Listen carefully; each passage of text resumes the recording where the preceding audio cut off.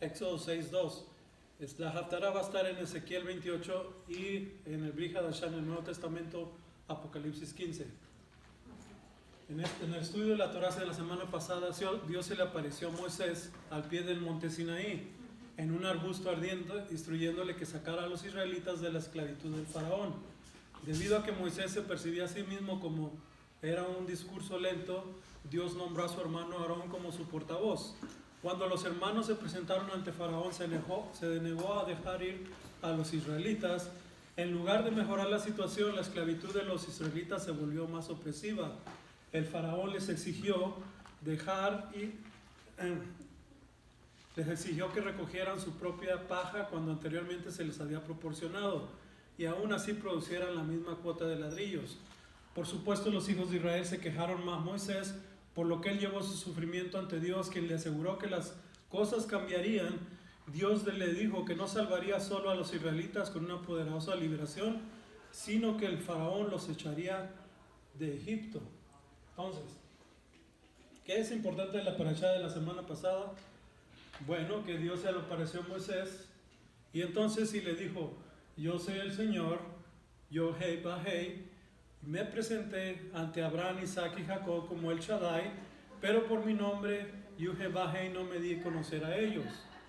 Entonces, en Isaías 44:6 dice: así dice Yuhebahei, Rey de Israel, y su Redentor. ¿Qué es el Redentor? El Mesías, el que nos compró con su sangre.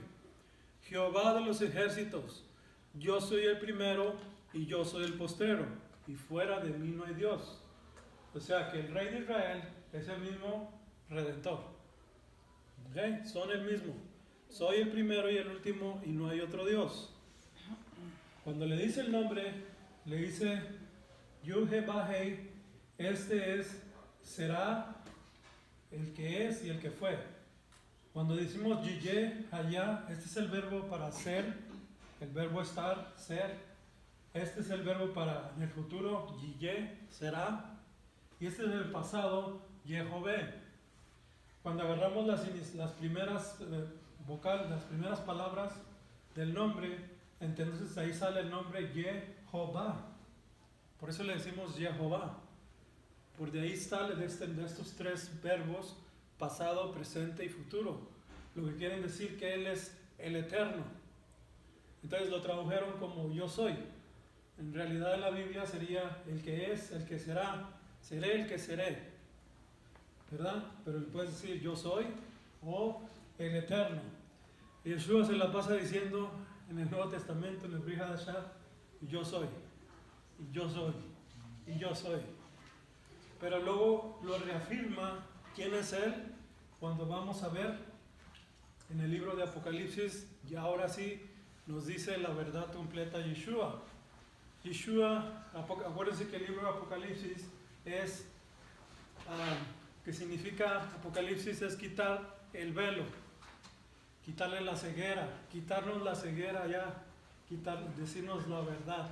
Ese es el libro de Apocalipsis, no es un libro de destrucción, es un libro de quitarnos la venda. Quitar el velo es lo que significa Apocalipsis. ¿Ok? Muy bien.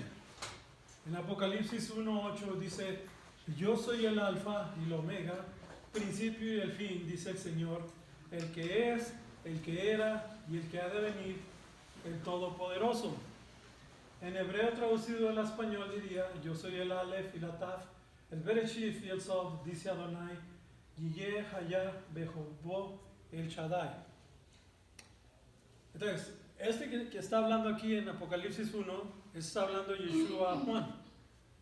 Y Yeshua le dice: yo soy el que es, el que era y el que ha de venir. Entonces, ¿qué le está diciendo Yeshua? ¿Que él es quién? Él es el que es, el que era, el que ha de venir. Pasado, presente, futuro. Ya les está diciendo Yeshua quién es Él.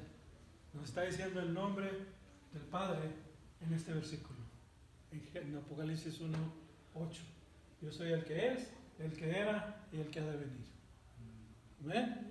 El Todopoderoso, el Shaddai. Así le decían a Dios antes del Shaddai. ¿Ok? Muy bien. Entonces, tenemos quién es el principio y el fin. La primera letra del abecedario hebreo, Aleph, la última, la Tav, la primera y la última. Y todo abarca la creación Yeshua. Entonces, por eso era importante el nombre en la parashá de la semana pasada, Shemot, nombres. ¿Ok? Muy bien.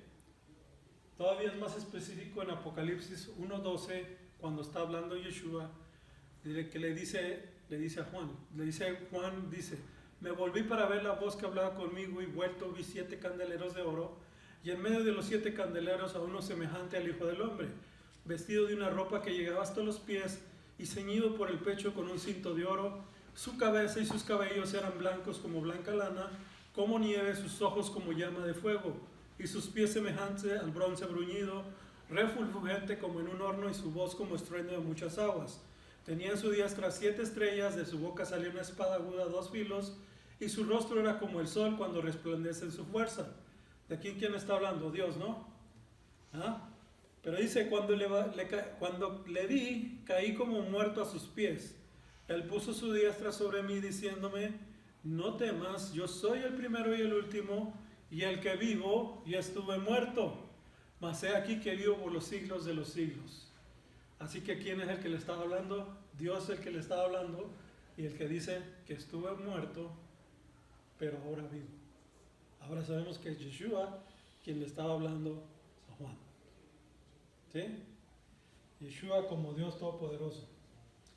Entonces, por eso cuando dicen que los árabes dicen, no, ¿dónde dice que Yeshua deja que es Dios y alábenme? Pues por todos lados.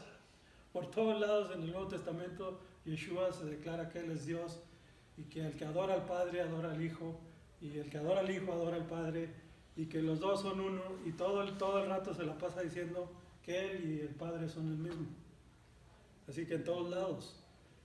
¿Por qué se le puso Yeshua? En Mateo 1:21 dará a luz un hijo y llamará su nombre Yeshua, porque Él salvará a su pueblo de sus pecados. Ahí dice el significado del nombre, porque Él va a salvar Yeshua de sus pecados, traerá la salvación. Muy bien. En la tradicional Pascua bebemos 4 tazas de vinos o jugo de uva para recordar estas promesas de Dios. Estas tazas son las siguientes: la copa de santificación, te sacaré, es decir, Oxidí, de Egipto. La primera taza separa la época de la Pascua, es decir, el Kiddush. La copa de la salvación, te libraré de la esclavitud. La segunda taza celebra la historia del Éxodo y relata las 10 plagas. La copa de la redención, te redimiré con mi poder. Y la tercera taza celebra la redención de Dios a través de la sangre del Cordero al final de la comida, partida después de comer el aficomén. Esta fue la copa que Yeshua santificó para conmemorar la sangre del nuevo pacto que derramó para la remisión de nuestros pecados en Lucas 22:20.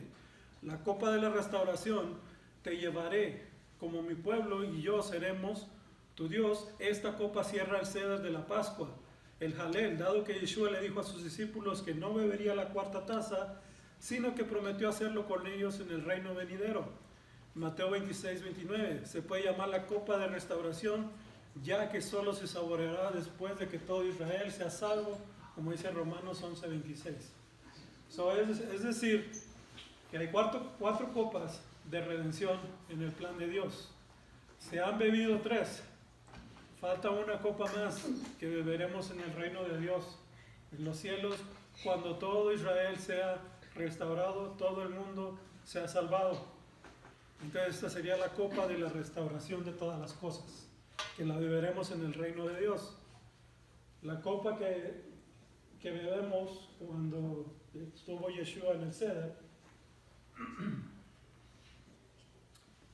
dice Lucas 22:20, de igual manera después que hubo cenado tomó la copa, diciendo, esta copa es el nuevo pacto en mi sangre que por vosotros se derrama. La tercera copa de la redención, pero esta copa de redención le costó a Yeshua la vida. Le pidió al Padre, Padre, si es posible, pasa de mí esta copa, pero que no se haga mi voluntad sino la tuya. O sea, fue a precio de sangre que se ganó la copa. Muchas veces la Biblia habla del brazo extendido de Jehová.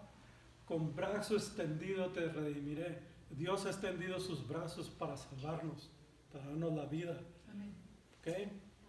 Ahora, esta es la forma de escribir el nombre del Padre en diferentes lenguajes. El proto-sinaítico así se escribía, el cananita así, el fenicio, el paleohebreo y el paleohebreo más moderno, y ahora en la actualidad como sería el nombre. ¿Pero qué tiene que ver eso?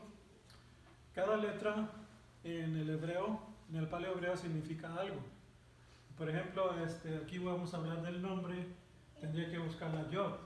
Y la yod, aquí está, significa un brazo, ¿verdad? La hei, que es la segunda letra, es alguien con brazos extendidos. Y es mira, he aquí, significa eso. Eso es en el diccionario de Israel, o sea, eso es lo que significa y así es. Entonces, tenemos la yod, la hei, y luego tenemos la vav. La vav es esta de aquí y significa un clavo o una estaca. Y luego vuelve a decir otra vez la hei, que es mira y aquí. Entonces, cuando ponemos el nombre del Padre, queda de esta manera. La mano, mirad el clavo, mirad la mano. Esa es la traducción del nombre del Padre en hebreo. En el paleohebreo, lo que significa el nombre. Así que miren el clavo, miren la mano, miren Yeshua, miren qué está haciendo por nosotros. Amén. Amén. Muy bien. Entonces,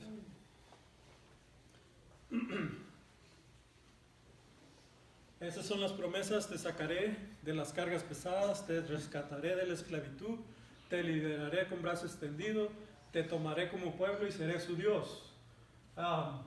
Básicamente esto es lo que hace Dios cuando nos saca del mundo.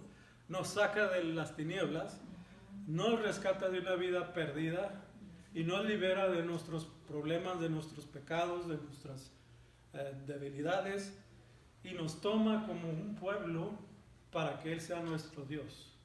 Esto es lo que hace Dios cada uno de nosotros. Amén. Entonces, la copa de la restauración te llevaré, es decir, como mi pueblo y yo seremos tu Dios. Esta copa va a cerrar el ser de la Pascua. Se cantan los salmos del 113 al 118, porque para siempre es su misericordia, dado que Yeshua le dijo a sus discípulos que no bebería la cuarta taza, sino que prometió hacerlo con ellos en el reino venidero. Y os digo que desde ahora no beberé más de este fruto de la vid, hasta aquel día en que beba de nuevo con vosotros en el reino de mi Padre.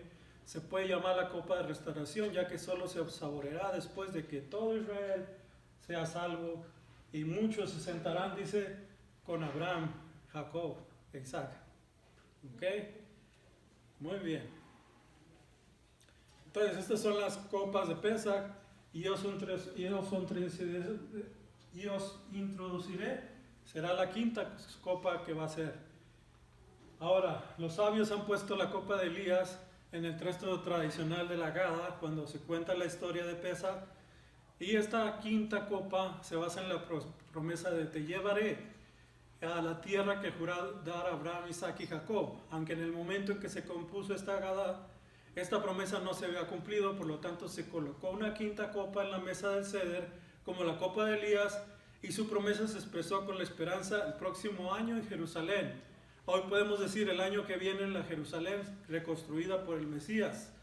Desde los días de Juan el Bautista hasta ahora, el reino de los cielos sufre violencia y los violentos lo arrebatan, porque todos los profetas y la Torá profetizaron hasta Juan. Y si quieres recibirlo, él es aquel Elías que había de venir, Eliyahu ben Abi. ¿Qué está diciendo Yeshua? Que Juan el Bautista era el Elías que iba a venir a preparar el camino para el Señor, antes de que viniera el gran día del Señor. Entonces, ¿por qué dice que los cielos sufren violencia y los violentos arrebatan el reino de los cielos? ¿Por qué creen ustedes? ¿Por qué dice que hay violencia? El reino de los cielos sufre violencia y los violentos lo arrebatan. ¿Cómo ganó la bendición Jacob? luchando con el ángel, peleando por su bendición, y aunque le quebraron la cadera, pero agarrado, aferrado a la bendición. ¿Cómo creen que está sufriendo el cielo la violencia?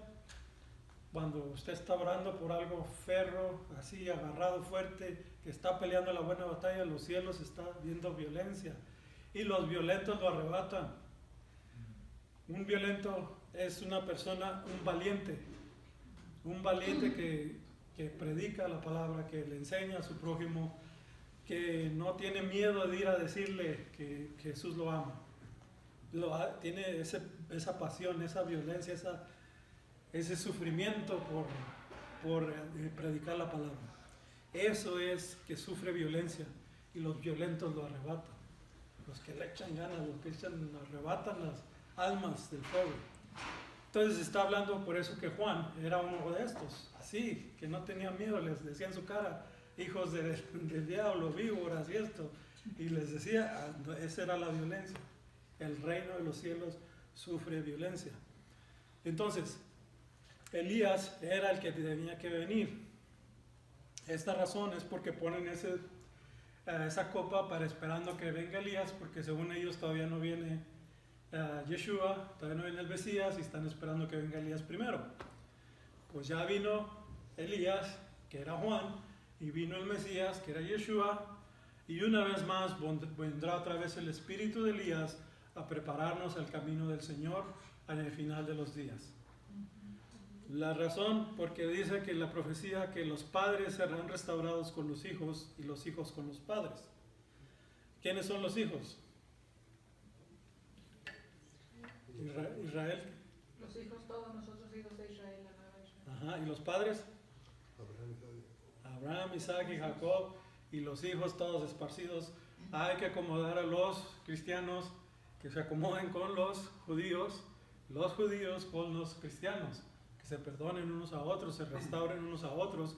Ese es el espíritu y la reconciliación de Elías antes que venga el día del Señor. Amén. Amén. Ok. Cuando Moisés le dijo a los israelitas las buenas noticias del evangelio de la próxima redención de Dios, el pueblo no escuchó debido a su falta de aliento y su dura esclavitud. Entonces el Señor le dijo a Moisés: entra, dile a Faraón, rey de Egipto, que deje que el pueblo de Israel salga de su tierra. Moisés protestó entonces, porque si los israelitas no lo escuchaban, ¿cómo podría esperar convencer a Faraón? La narrativa no proporciona una respuesta explícita a la pregunta de Moisés, aunque repite que Dios encargó a Moisés y a Aarón para sacar al pueblo de Egipto. Y el Señor dijo a Moisés: mira, te he hecho como Dios al Faraón, y tu hermano Aarón será tu profeta. Hablarás todo lo que te ordeno, y tu hermano Aarón le dirá a Faraón que deje salir al pueblo de Israel de su tierra. Dios dijo entonces que endurecería el corazón de Faraón para que no los escuchara, lo que haría que Dios ejecutara el juicio sobre Egipto por su opresión del pueblo judío. Entonces pondré mi mano sobre Egipto y sacaré a mi pueblo, los hijos de Israel, Bené Israel, de la tierra de Egipto, por grandes actos de juicios. En Éxodo 7:4. Cuando el faraón se negó a dejar que la gente viajara al desierto para adorar al Señor, comenzó el enfrentamiento entre el reino del hombre y el reino de Dios. La Torá nos dice que Moisés tenía 80 años y Aarón 83 años cuando se encontraron por primera vez con el faraón en Éxodo 7:7. En su primer intercambio, del bastón de Aarón se convirtió en una serpiente y se tragó las varillas similares de los hechiceros egipcios en Éxodo 7:9. Sin embargo, el faraón endureció su corazón y se negó a dejar ahí los israelitas. Entonces Dios comenzó a enviar una serie cada vez más severa de plagas sobre los egipcios. Las plagas de Egipto, es decir, Makot Mizraim, se refieren a las calamidades que afectaron a Egipto por la mano del Dios de Israel, como se relata en el libro del Éxodo. Dado que hubo un total de 10 plagas distintas entregadas a Egipto, también se les llama Eser Hamakot. Estas plagas también se mencionan en el Salmo 78:44 y el Salmo 105:23. En esta parashá Vaera se describen las primeras 7 de las 10 plagas. Lo que vamos a ver a continuación va a ser un enfrentamiento entre un hombre, Faraón, creído que es Dios, que es aquí en la tierra, él creía que era Dios, contra el hombre que no es nadie, un pastor que es humilde, que no tiene nada más que solamente a Dios. Y aparte de este encontronazo que va a haber dentro de los caracteres, lo que Dios se va a estar peleando ahora va a ser contra los dioses de Egipto. Los dioses de Egipto pues no son nada, ¿verdad? Pero Dios les va a demostrar con las plagas que Él es el Dios verdadero y no sus dioses que están adorando. Tenemos las Dan Makat, que es el agua que se convierte en sangre, la Makat Sefardea, las ranas del Nilo, Makat Kinin, que son los mosquitos o piojos, y Makat Arot, que son enjambres de moscas, Makat Deber, pestilencia, Makat Sejin, llagas, Makat Barat, granizo y fuego, y Makat Arbe, langosta, Makat Hosek, oscuridad, y Makat Behorot, muerte del primogénito. Todo esto, las 10 plagas hicieron más que traer dolor y sufrimiento al pueblo egipcio. Cada plaga atacó al menos a uno de los muchos dioses de Egipto, demostrando la impotencia de sus ídolos y la omnipotencia de Dios. La vara que se convirtió en serpiente, la plaga preliminar, la cobra era uno de los guardianes de los faraones de Egipto, y la corona real mostraba la imagen de una.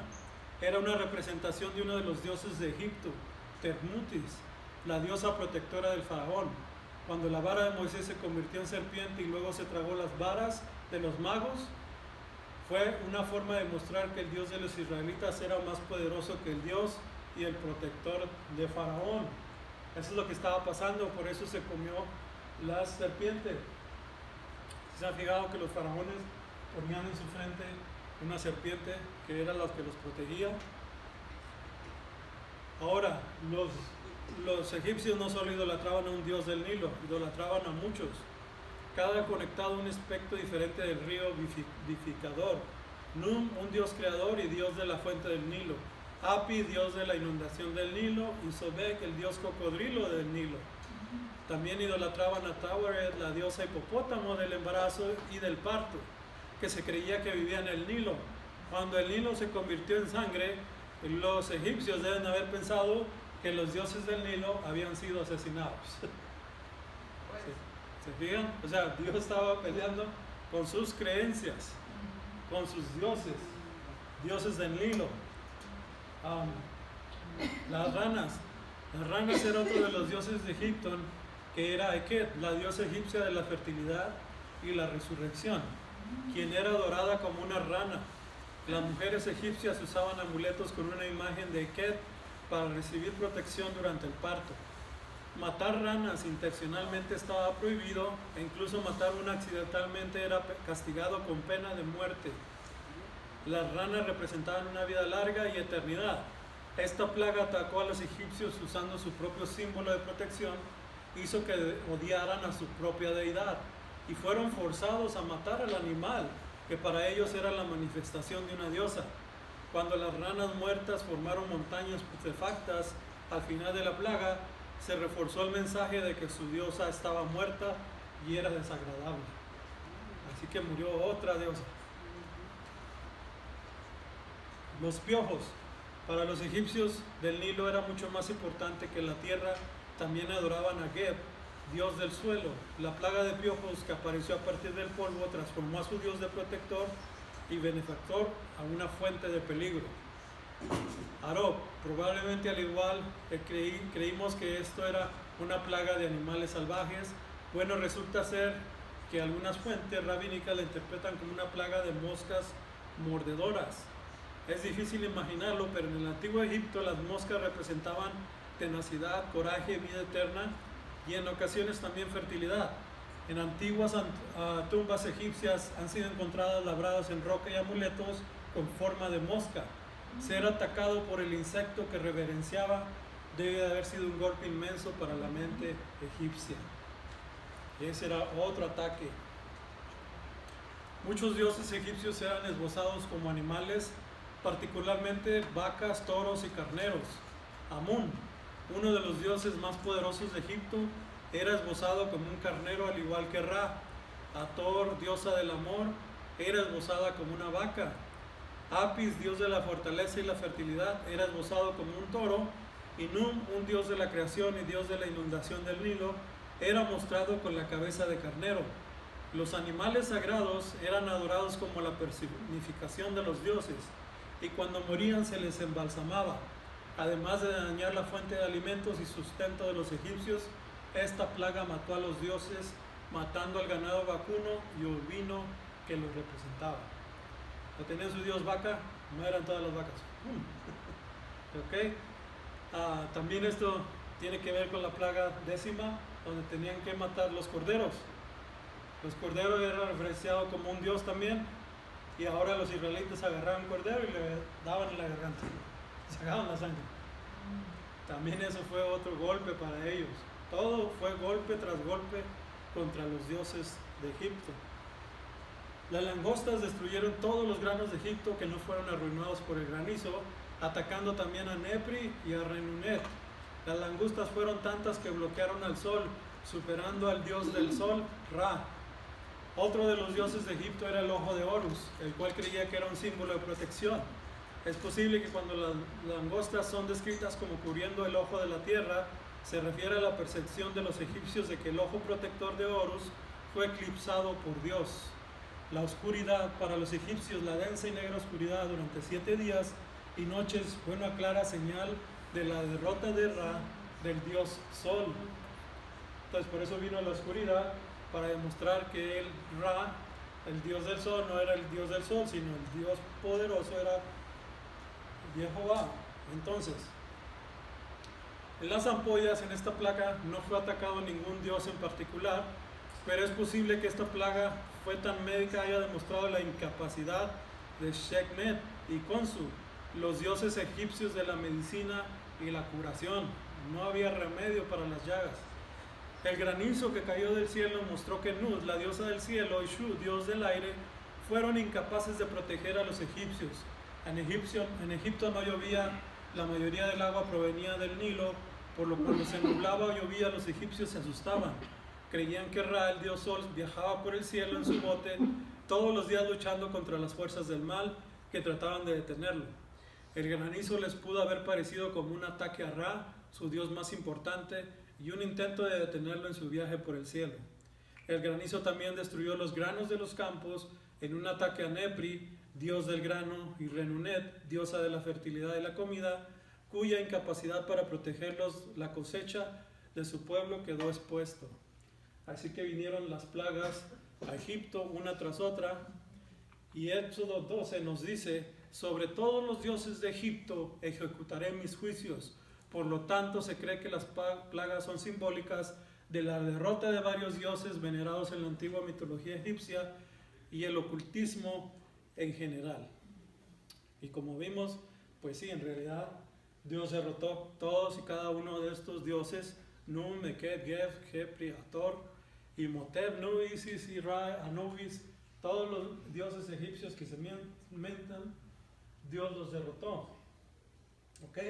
Y siguen siendo leyenda. Entonces, este enfrentamiento lo que viene a decirnos acerca de los dioses egipcios es que en la actualidad, si usted va a la cultura griega, a los griegos, ellos también tienen sus dioses: Zeus, Poseidón, Hades, Apolo, Demeter. Pero lo que estamos viendo que a través de las culturas, de diferentes culturas, tienen los mismos signos que tenían en Egipto. También tienen el dios Sol, también el dios de la lluvia, el dios del cultivo, el dios del grano, el dios del nacimiento, del nacer, de la buena suerte, de la eternidad. Todos ellos están representados con algún tipo de dios en la cultura griega también. Entonces viene juicio también para la cultura griega. Pero si usted va a la cultura india, usted va a encontrar los mismos dioses con otros nombres, que también el dios de la fertilidad, el dios del sol, el dios de la oscuridad, el dios, y sigue siendo lo mismo ocultismo, sigue siendo lo mismo, ¿sí? Si usted va más lejos y se va a los aztecas y empieza a buscar a los dioses, Quetzalcóatl, todos los dioses que había en el tiempo de los aztecas, también tienen que ver con Dios de la muerte, Dios del aire, Dios de la fertilidad, Dios del sol, y así sucesivamente. En cada cultura siguen adorando el mismo sistema de creencias, por lo cual Dios hace juicio contra todos estos dioses. En el Salmo 78:43 habla de que sangres, animales salvajes, ranas, langostas, granizo, plaga y primogénito. En el Salmo 105 habla de la oscuridad, de la sangre, de las ranas, animales salvajes, piojos, granizo, langostas y el primogénito. Todo esto es lo que está hablando, es pura hechicería. Aunque tienen poder, no se comparan al poder del Todopoderoso, pues los hechiceros retrocedían a la presencia de Moisés. Por eso siempre se recomienda orar con salmos para limpiar los aires y reprender los sheidim, los demonios. Sabemos que el libro de Apocalipsis que muchas de estas plagas volverán a afectar a los habitantes de la tierra en los últimos tiempos. Estos eventos que ocurren en Egipto presagian lo que está por venir, posiblemente a escala mundial en los últimos días. En su visión, Juan describe las 7 últimas plagas de la tierra. Vi otra señal del cielo grande y maravillosa, 7 ángeles que tenían las 7 copas postreras de la ira de Dios. Y eso en Revelación 15:1. Son 7 copas de la ira de Dios. En primer lugar, estas 7 plagas están tipificadas por algunos de los castigos que Dios trajo a la nación de Egipto para liberar a los antiguos israelitas de la esclavitud. En las 10 plagas que precedieron al éxodo, el agua se convirtió en sangre, la gente tenía llagas dolorosas, egipcios experimentaron la oscuridad durante 3 días. Hay similitudes obvias con estos castigos en las 7 últimas plagas. Tengan en cuenta que las plagas primera, segunda y tercera y quinta, así como el faraón endureció su corazón hacia su Dios y su plan, así las personas que experimentan las 7 últimas plagas endurecerán sus corazones contra Dios, pues no se arrepentirán. Entonces van a venir a este lugar, a este mundo, las plagas, y mucha gente no se va a arrepentir de sus obras aún todavía, como en el tiempo de Faraón. Pero a quienes va a venir esas plagas depende al que tenga el Dios que tenga. Si usted tiene a su Dios dinero, pues le va a venir la plaga de la pobreza, o yo no sé qué Dios lo va a meter. Pero si usted tiene cualquier un Dios, tiene que tener cuidado de no tener ningún Dios en estos últimos tiempos, para que usted esté del lado del Señor y esté protegido como el pueblo de Israel. El contenido en la primera copa causará llagas, dice, dolorosas en aquellos que tuvieron la marca de la bestia y aquellos que adoraron a su imagen. Apocalipsis 16:2. Parece que estas llagas dolorosas y abiertas serán causadas por algún tipo de enfermedad o infección en la piel. La marca de la bestia pasó ya una vez en el tiempo de los apóstoles, cuando César Nerón, tú tenías que aceptar al César como Dios. ¿Y qué nos dice toda la Biblia, todo el Nuevo Testamento, Pablo? Que si aceptas a Yeshua como tu Salvador, serás salvo, ¿verdad? Pues en esa época tenías que aceptar a Yeshua como tu Salvador a condenación de muerte, porque no podías tener otro Dios más que César. O aceptabas a César como tu Dios y Salvador, o aceptabas a Yeshua como tu Dios y Salvador. Así estaban las cosas. Y si aceptabas a César, tenías que dar un tributo y tenías que tener una marca para poder seguir comprando y vendiendo en el mercado ahí, en lo que se movía todo lo que es Roma y todo el imperio. Entonces, ahora no es así. No nos ponen en el cuello que aceptas a Yeshua o aceptas a Nerón. Pero eso es lo que estaba pasando en los tiempos de los apóstoles. Y un tiempo futuro es lo que va a volver a pasar, que sí te van a dar a elegir entre Yeshua y entre este reino de este mundo. Y entonces vas a poder seguir viviendo aquí. Pero bueno, entonces, por eso es que vienen estas tribulaciones a la tierra, porque van a maltratar al pueblo de Dios, van a maltratar al que ama al Señor. Y entonces Dios va a mandar sus plagas. Oh sí, ok, aquí les va. Y la primera que son las llagas. Ahora la segunda plaga es: el mar se convertirá en sangre y hará que toda la vida en él muera. La muerte de la vida marina de agua salada destruirá una importante fuente de alimento para millones de personas. La otra plaga: el tercer ángel derrame su copa, los ríos y los manantiales se convertirán en sangre, Esta plaga destruirá los peces de agua dulce, lo que afectará aún más el suministro de alimentos de millones de personas. La cuarta plaga, Copa, hará que el sol se caliente tanto como quemar a los hombres con fuego. ¿Con cuánto se puede empezar a quemar la suela del zapato? 120. 130 por ahí, a 130 grados.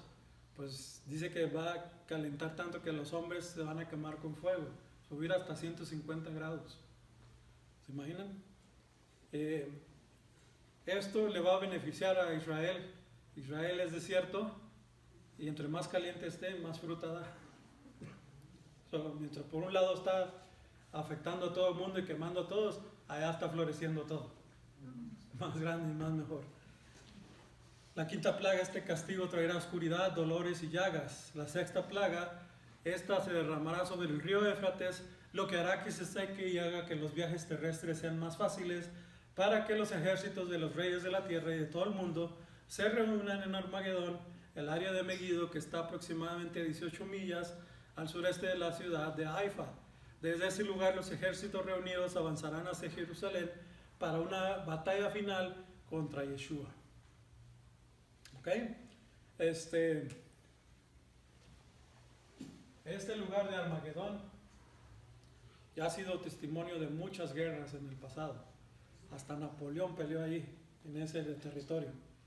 Entonces, pero va a ser una batalla final.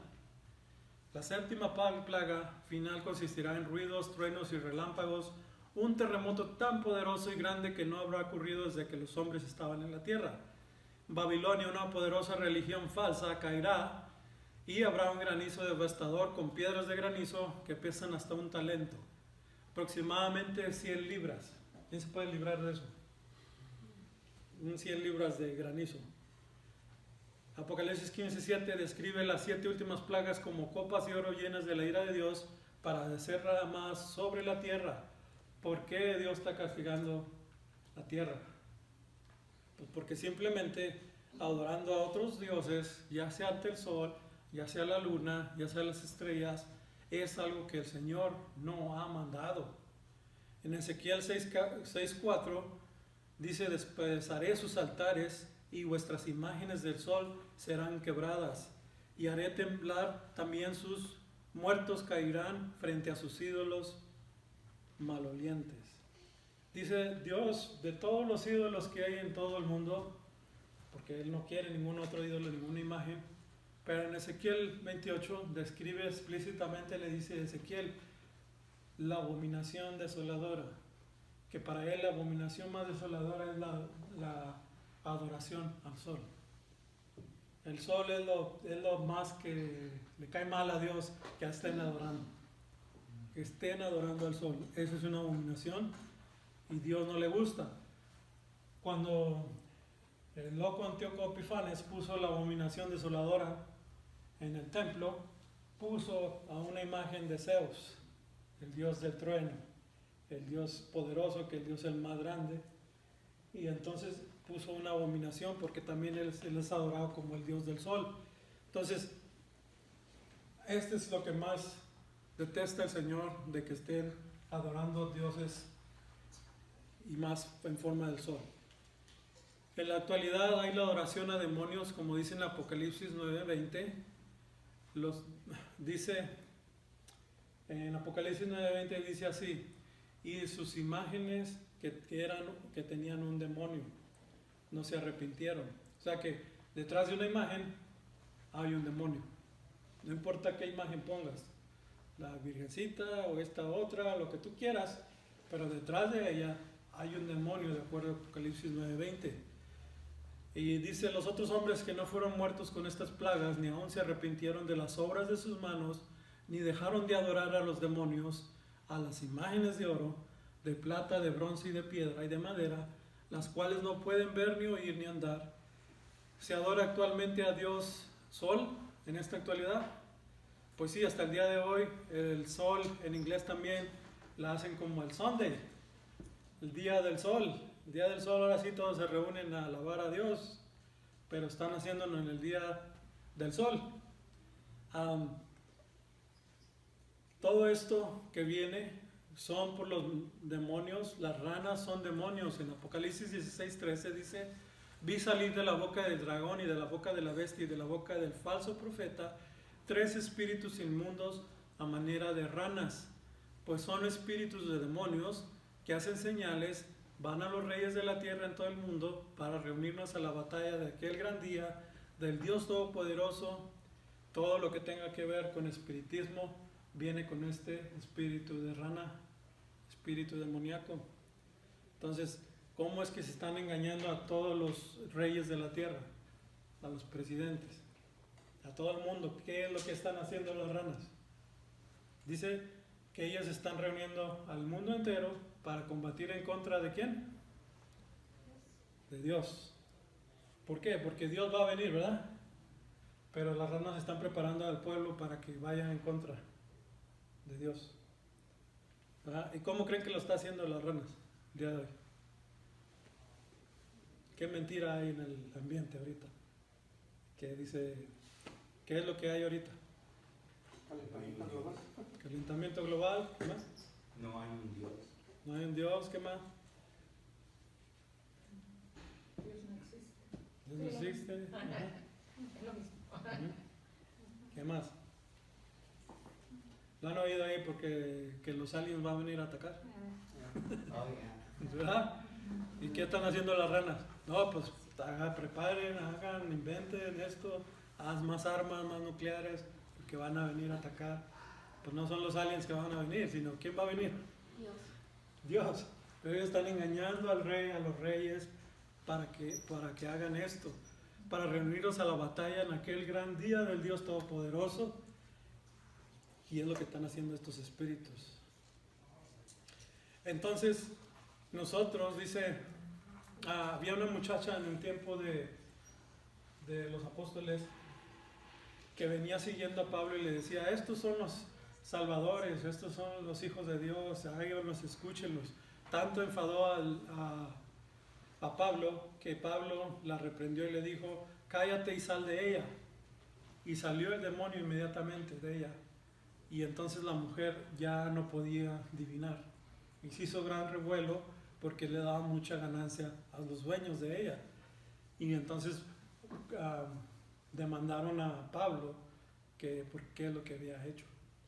Pero pues ella estaba haciendo espiritismo, entonces no iba con lo de Dios. En Deuteronomio 18:10 dice, no se ha hallado en ti quien haga pasar su hijo o su hija por el fuego, ni quien practique adivinación, ni agorero, ni sortilegio, ni hechicero, ni encantador, ni adivino, ni mago, ni quien consulte a los muertos, porque es abominación para con Jehová. Cualquiera que haga estas cosas y por estas abominaciones, Jehová tu Dios echa esas naciones delante de ti. Dios no le gusta el espiritismo, como lo que hicieron cuando invocaron al espíritu de Samuel. Estaban invocando a un demonio, no estaban invocando a Samuel. Que no puedes traer a los muertos ni nada de eso, pero sí puedes atraer un demonio que se parezca a tu ser querido. Y no es ningún fantasma, sino un demonio haciéndose pasar por tu familiar. Entonces, en Mateo 8:29 dice que en el endemoniado ganadero dice, clamó diciendo, ¿qué tienes con nosotros, Yeshua, Hijo de Dios? ¿Has venido acá para atormentarnos antes de tiempo? ¿Qué estaba pasando? Los demonios saben que él era el Hijo de Dios. Los demonios saben que va a venir a atormentarlos. Nomás que no sabían si ya era el tiempo. Ha venido a atormentarnos antes de tiempo. Dijo, y en 1 Juan 3:8, el Hijo de Dios se manifestó con este propósito, para destruir las obras del diablo.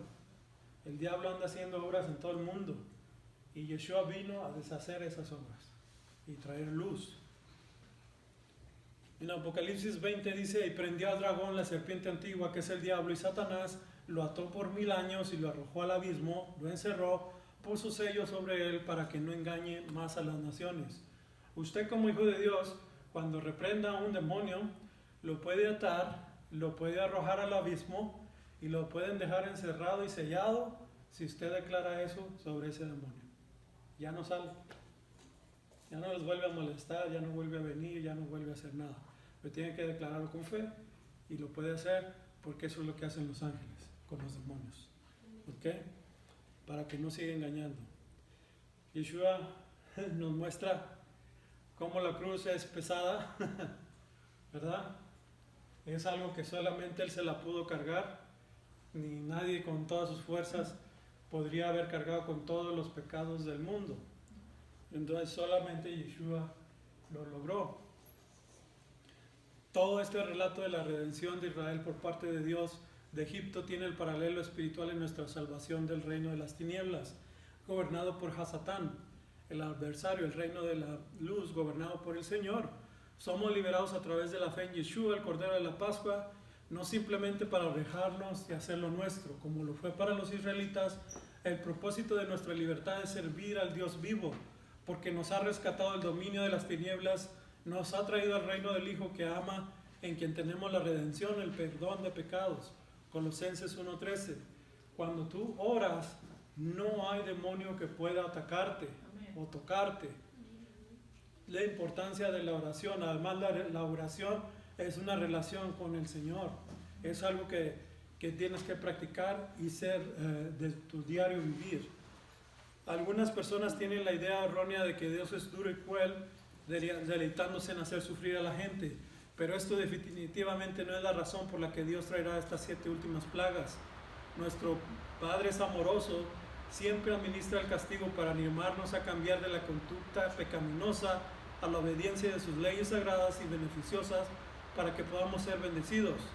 Este principio del antiguo Israel, Dios le dijo al profeta Ezequiel: diles, mientras vivo yo, dice el Señor Dios, no tengo el placer en la muerte de los malvados, pero que los malvados se alejen de su camino y vivan, y vuelve, aléjate de tus malos caminos. ¿Por qué deberías morir, oh casa de Israel?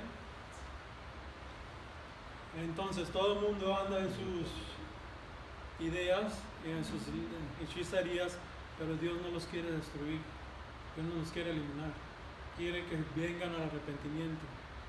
En el principio, este principio que Dios explicó al antiguo Israel es cierto para todos los pueblos, no solo para Israel. Dios ama a todos y desea que todos los hombres sean salvos y lleguen al conocimiento de la verdad. Los profetas del libro de Revelación sobre las 7 últimas plagas son aterradoras y muestran que habrá sufrimiento y destrucción masivos en todo el mundo en los últimos tiempos. Esto será necesario para que Dios se enfrente a un mundo pecador y rebelde, pero la buena noticia es que este será un periodo de tiempo temporal. Después de Yeshua volverá para detener los sufrimientos del fin de los tiempos, lidiar directamente con los pecados de la humanidad, comenzar a gobernar con el mundo con justicia, y aparecerá la señal del Hijo del Hombre, y esto dará lugar 1000 años de paz.